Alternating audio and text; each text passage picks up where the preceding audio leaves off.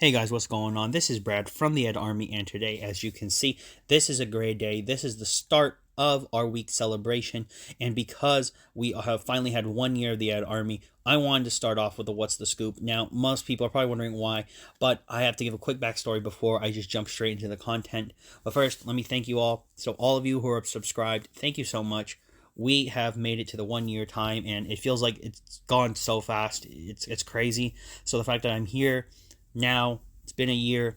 It just feels like it's been a lot. So from the bottom of my heart, I just want to thank all of you who are subscribed, but more importantly, for all of you who are watching my videos and maybe haven't chosen to do that, still thank you so much, because that's kind of what keeps this going, is that people actually watch and they care. So I just want to put it out there that I'm thanking all of you for that. It does mean a lot. So obviously, I did want to say why I'm starting off with a What's the Scoop for the week.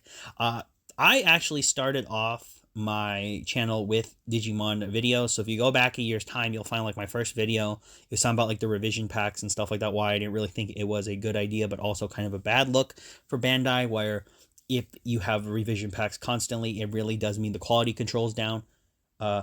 Just kind of putting it out there. That was my first video. So basically, I started with Digimon card game. I'm still playing the game relatively when I have time. I love it. I look into it when I can. But I just wanted to put it out there for you guys. That's why we're starting off with a What's the Scoop for the week, because I also want to pay homage to those roots where I want to start off with this, because it's still something I love. And personally, it gives me the help. I want to let you guys know that for these videos, it does help me help you, because I get to look at these cards, and it allows me to keep on doing it in a sense where I know this isn't just for me. This is for all of you too who watch. So if you get the chance to do it, go ahead and enjoy it. But pretty much, I'm starting it off. Also, funny enough, I had them in line of like What's the Scoops, and Shinegreymon was next. And as you could tell by like some other videos, Grade A is coming back finally today. But yeah, we have a Grade A. We'll have other content coming up for Greymon as well this week, because just a celebration. Point is, we have here Shinegreymon from BT17, and I'm actually looking forward to looking at these cards, because I've played Shinegreymon myself. I like the deck, and it's very good just to talk about it again, because getting new support for this deck is always interesting. So obviously, you know what to do with What's the Scoop. You guys get a first look at these cards, as we're going to jump straight into our brand new line for Shinegreymon. All of the main cards, for the most part, I think all of them are yellow. I just wanted to make sure.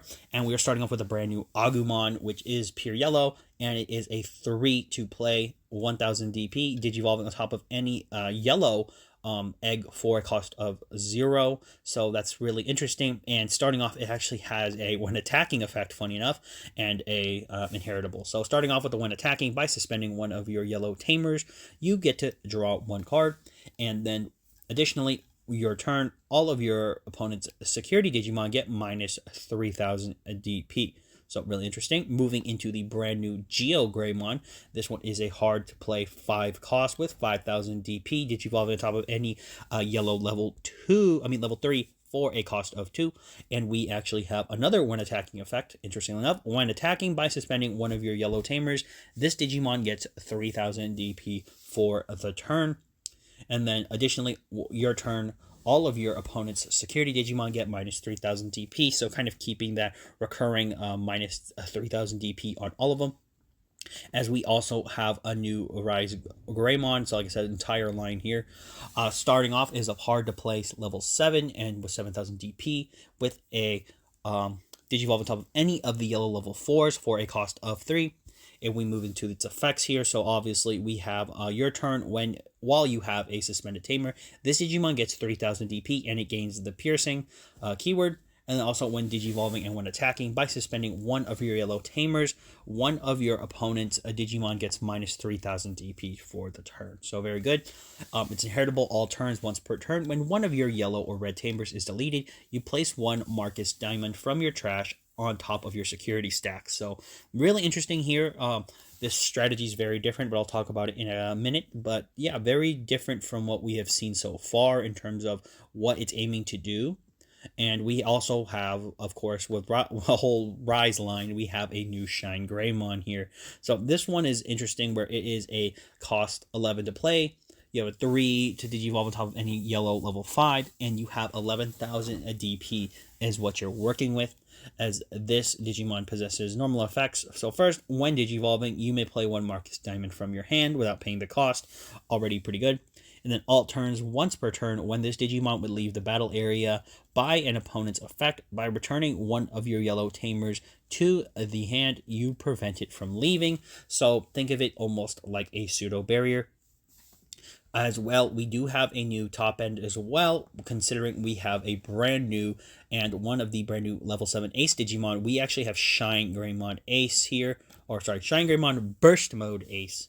Like I said, it's a tongue twister for some of the Digimon names, but yeah, we have a new Ace Digimon with a hard play 8 cost for it to be played. Digivolve on top of any yellow level 6 for a cost of 5, and coming in with 15,000 DP. We also have a special evolution cost, which is it can Digivolve on top of any Shinegreymon for a cost of 4, so it is reduced. You also have the hand counter, the Blast Digi-Evolution mechanic, which allows you to Blast Digivolve your Digimon into Shinegreymon Burst Mode Ace. And then we have an on play and when Digivolving, so basically when you do it, you may play one Tamer card from your hand without paying the cost. Then one of your opponent's Digimon gets minus 5,000 DP for the turn for each of your tamers, so pretty good. Then when attacking by suspending up to 2 of your yellow tamers, for each one this Digimon gains security attack +1 for the turn, so pretty good. Also, it carries overflow, so if it does die, you're paying 5 memory. So just putting it out there, has really good effects. We now get to look at the brand new Marcus Diamond Tamer, and this is very interesting because it is a little bit different than some of the other Tamers, although it functions relatively the same, but when I read it to you, you'll see what I mean. So on play until the end of your opponent's turn, one of your Marcus Diamond is also treated as a 3000 DP Digimon that can't Digivolve and gains a blocker, so pretty good. Then all turns when this Tamer becomes suspended, one of your Digimon gets 3000 DP for the turn. Then if you have a Digimon with Agumon or Greymon in its name, you gain 1 memory. So pretty different. Also, with the security, by playing this card, you just don't pay any memory. So I almost tongue twisted on that one, but pretty much it's just the normal security effect. You know, nothing too different. Also, we have a brand new option card designed alongside to help us get these Digimon out, as we have Awakening of the Sun. Just love that name. Starting off with its main effect, you may play one Marcus Diamond or Rhythm. Didn't need to mention that card in here. It does kind of function for this deck, but I don't think anyone's going to play it. From your hand or trash without paying the cost. Then you place this card in the battle area. Then all turns, when one of your Tamers is deleted or returned to the hand, use the delay effect. One of your Digimon may Digivolve into a Digimon card with Shinegreymon in its name in the hand without paying the cost. And then for security, you may play one card with Marcus Diamond or Rhythm in its name from your hand or trash without paying the cost, then place this card in the battle area. I really think that security effect is like nuts, specifically for this archetype, because you get this out, it's just really good. Like, just putting it out there. Okay, so that's all the cards I have for BT17 Shinegreymon Online. Like I said, I didn't want to mention Rhythm because although I do understand how that card functions in this archetype, it doesn't necessarily gel well with being a direct Shinegreymon support. It's more of just kind of gelled together because it was a part of the movie, I believe, is where this Tamer comes from. So it's just more of added on, where I'm pretty sure with this deck, people are really going to focus on getting your Marcuses. You're not really going to focus on anything else but the Greymon line. So just putting it out there. That's the reason I didn't mention it. It's useful. Maybe in an Argomon video, if I do it, I will, but otherwise, no. Okay, so moving into it, what do I think of the support? Let's talk about it. So one thing I really like about this support is that it gives the yellow line a bit more options. So before, with anyone who knows, if you wanted to play a more yellow-based version of Shinegreymon, at this point, it was primarily only going to be some form of Ruin Mode control, which, you know, people see a lot. I keep trying to remember the guy's channel. I think it's like DigiSean100 or something. If you guys know who it is and you see this, I watched some of his videos on like, I guess he plays Ruin Mode control, and I'll watch his videos. I'm like, oh, that's pretty cool, because I could never afford the Ruin Mode, so I never played it, but I did play Shinegreymon before Ruin Mode. I played it when we got Burst Mode, and I was glad because it gave the deck a little bit more way to kind of flow. But I do think for the yellow base version, because it was unable to really take advantage of the fact that it had to rely more on the Agumons that we didn't have, because there was enough yellow Agumons or yellow reds for a pure yellow or roughly pure yellow version. It didn't really synergize well, I would think, due to the fact that the BT2 Agumon and Geo line up until maybe Rise Greymon were not really compatible with the rest of the deck, where you basically were betting on your dual color cards that come out from like EX4, a BT13, you're basically, and BT12, you were kind of relying on those Geo Greymons because of what they offered the deck in terms of its red base. But when it came to the yellow base, it felt that we were still shrugging off the need for a bit more support. And I do think this line gives the yellow base just a little bit more aggression, I guess is the best way to put it. I think that's what they were designing, the Geo effect and the Agumon effect, so that when you bring in maybe an Agu or a Geo into the battle area with Marcus that can Digivolve it from BT12, you can then swing with it, suspend that Marcus, and immediately go into your next stage. So jumping into like Rise Greymon, jumping into a Geo Greymon if you need for that instance. And I do think making them a little bit more generic was fine.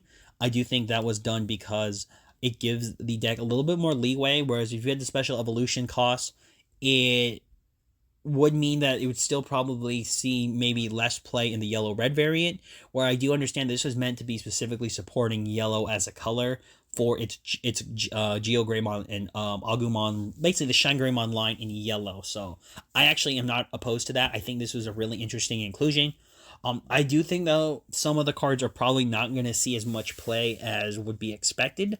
I really only see maybe the Agumon and the possible inclusion of the Shine and Rise Greymon, minus the Burst mode, because that's a whole other discussion that I'll have in a second. You might see them. So I definitely see the Geo not really seeing as much play, because I think its biggest problem is that proactively it just doesn't do anything for the strategy. Whereas the Agumon at least makes sense for giving you a little bit more pressure to jump into maybe another Geo through the use of Marcus's effect to just Digivolve up. So I could see that. But as where Geo Greymon's problem is, I don't really think you're wanting to hit it too much, like hit security with this thing. So, just keeping that as an option. The Rise Greymon I think is really interesting, but I would have really liked if it was an Ace Digimon, because I do think that this deck has a slight problem when it needs to get into its level 5s, where you're kind of forced to Digivolve the stack up, bring it out. Where I think this deck would have been really helped if it was a Rise Greymon that was only yellow colored that Digivolved in a like Blast Evolve, because I do think that would have helped out this deck a little bit. But hey, it didn't happen. The new Shine Greymon is a bit interesting, I think, because I do like the fact that it lets you play a Marcus. There are times where you get into your Shines and you don't really need to do that, but in this case, with this one, what it does is I could see it bringing out an additional Marcus you don't have to kind of set up that blocker, to set up that Marcus maybe you need, so that when you go into something like the Burst mode, the new one, you can basically suspend it so you have more than enough Tamers. So I do understand that, and also it kind of having its own form of barrier where it puts the Tamers back into the hand. I really like that. I think that's going to be a really good effect for maybe the non-specific, like the non versions of this deck that will play the Ace Shine Greymon Burst mode. They won't play it. They'll play the other one, because the one thing I could see is this being used to swing. You would lose it. You bounce back your Marcus. Then you have the setup to go into use the Burst Evolution if you need to with other cards. So basically you could play it, because it basically is a setup I could see with this. So that's pretty good. Shine Greymon Ace or Shine Greymon Burst Mode Ace is really good, I think. I think one issue I see with this card, I really wish it just had like a static amount of DP reduction. So like instead of it being 5k, it just should have said minus 15. I think that would have been solid, because most of the time you would be killing stuff like Wyvern's Breath basically on this card. I think it would be better. Its one attacking effect is completely fine. I think at that point, if you have the Tamer set up, you're basically going for game. So no problem there. Moving into the new Marcus, because this video is dragging a bit, so I don't want to keep you guys here too long. So I do want to offer the support, I would say. I really like the new Marcus. I do think, though, that you don't play more than maybe one or two of this, That's the only thing, is the other Marcuses just do so much. The reason why is that although a blocker is good, you do have the ability already to minus Digimon to possibly get rid of like Floodgates with the BT13 Marcus, and then the BT12 Marcus is just really hard to beat because it helps you evolve your stacks quicker. So, I am a bigger proponent for that, whereas this one definitely feels like a one of, maybe two of, because it does give you memory back if you have the Agumon or Greymon in the battle area, so that's good. But also having a blocker is kind of useful because I think this deck doesn't have as much protection as it would like to. So I am a big fan of that. Now moving into the final card again, I just really want to talk about this really quick, is the Awakening of the Sun. I think Awakening of the Sun is a fantastic card. I don't think that you don't try this out if you're playing the Ruin Mode variant. And my biggest reason why I say in the Ruin Mode variant is that this card is specifically saying Digimon cards with Shinegreymon in its name without paying the cost. So that does include your Ruin Mode as well as your Burst modes. So I do see that for the yellow version that I was talking about before, that usually just played like the BT2 Rise Greymon to play out Tamers because it really wanted to get bigger stacks, suspend them to basically cause issues, and Digivolve up into Ruin Mode to basically wipe your opponent's board and keep them forced down.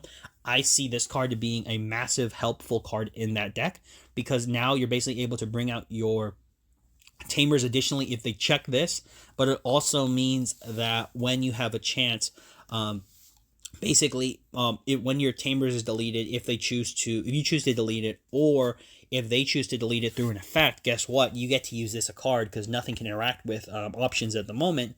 You activate Awakening of the Sun, you immediately Digivolve into Ruin Mode, and at least at that point you could clear off smaller bodies, or even you can go into at this point with it, like say a Rise Greymon, go into BT2 Shine, rest your Tamers, and just blow their board away. Like that to me is really, really good, and that's why I like Awakening of the Sun.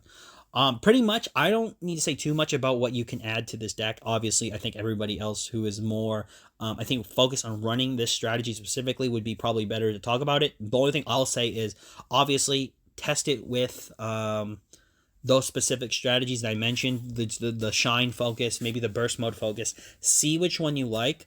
I do like the support. I just think it's a little different because it's kind of taking away from what the other lines were doing for Shinegreymon. And although it is yellow, one thing I wish they could have done for specifically the yellow line is add some way to do recovery, which I do think people wouldn't have been mad about, because I do think that minus the BT13 Geogreymon, I would have loved to have maybe the Rise Greymon or even the Shine Greymon have some effect where maybe if it would be deleted, or you would delete more than one of your Tamers, you could, instead of recovering the Marcus, you just recover the top of your deck. And although some people would say that may be a little bit too broken, my point is it really wouldn't help that much. It would just be a different effect to use, because I think recovery in this deck is important. And if it's only cycling from your Tamers, that means if you don't see any Tamers, you're not doing anything. So pretty much that's all I've got for you guys today for this. This is the first video of the entire celebration of the week. You have a whole week's worth of videos coming, guys. And check back tomorrow as we have a takeover of the Monsterverse, as Godzilla will be coming in tomorrow on Tuesday. So I just want to let you guys know that ahead of time, and please enjoy. And obviously, this has been Brad from the TheADDARMY signing off, and for all of you out there, to sign on.